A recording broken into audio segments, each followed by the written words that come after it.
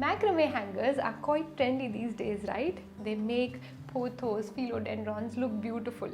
The only trouble with hanging plants is the mess watering creates. Practically, it is impossible to take the pot out, take it to your sink and then add water and then bring it back. You cannot do it every day. So today I'm going to share with you some easy tricks, actually easy solutions to water your plants at home so that it doesn't become a problem. Here I have this Monstera accentuates. This is a plant that I typically love to place as a hanging plant. Now, to avoid any kind of mess underneath, here is what I do.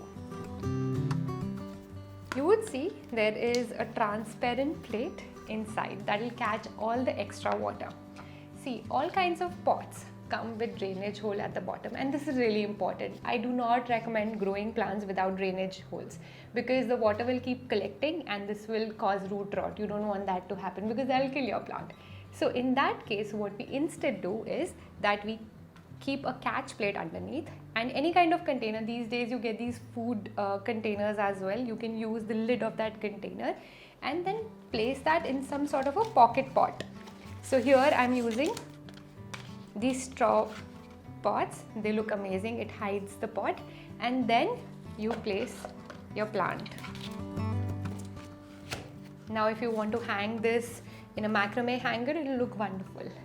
Now the other thing that you could do is instead of a catch plate, you can have a second pot. This second pot should not have a drainage hole. So this will be your first pot in which your plant is growing, and then you place this inside. Now you can hang this plant and you don't have to worry about the problem or the draining water outside. The second idea I would like to display with this philodendron micans here. In this, I'm using a ceramic pot. It has a drainage hole and it does not have any plate. Instead, here what we would do is something that works really well for tropical countries because we stay in a hot region. You place these ice cubes. So as this ice cube melts slowly, it will help to add water. The water will be not too much to start draining out from the bottom, and probably you can calculate how much of water you need per pot. For example, here in this pot I would need probably 2 to 4 ice cubes. That will be enough. The only thing here you need to be careful of is remember that ice cubes, it's really cold, right? It'll probably send a shock to your plant. In order to save your plant from that shock, just remember that the ice cube should not be in direct contact with the stem of the plant. You can just keep 2 to 4 ice cubes per plant and it will do the job.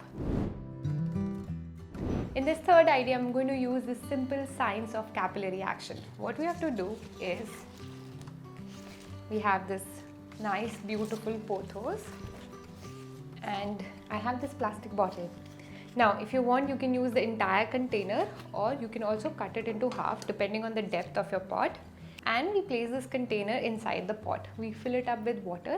Next we add this cotton strip. Essentially water is going to be transported from the container to the soil. With capillary action, this movement of water will be really slow. So instead of watering the entire plant every day or once in 2 to 3 days, you can fill up this container with water, and this will help in thorough watering of your hanging plants. If I have to sum it up and if I have to tell you which is the method that works best for me, I would say it's the first method. It's very easy, it's very convenient. Either use a drainage plate or some sort of like a second pot to catch water, and you don't have to worry about watering. I have been doing this for all my hanging plants for about 2-3 years now, and it works like magic. But if you want to bring in some science, you can do the capillary action method. Ice cubes personally is not my favorite method, but I have seen it works for a lot of people. You can give it a try. I hope this helps. Do remember to check out our similar videos on basic gardening. I will see you very soon. Thanks for watching.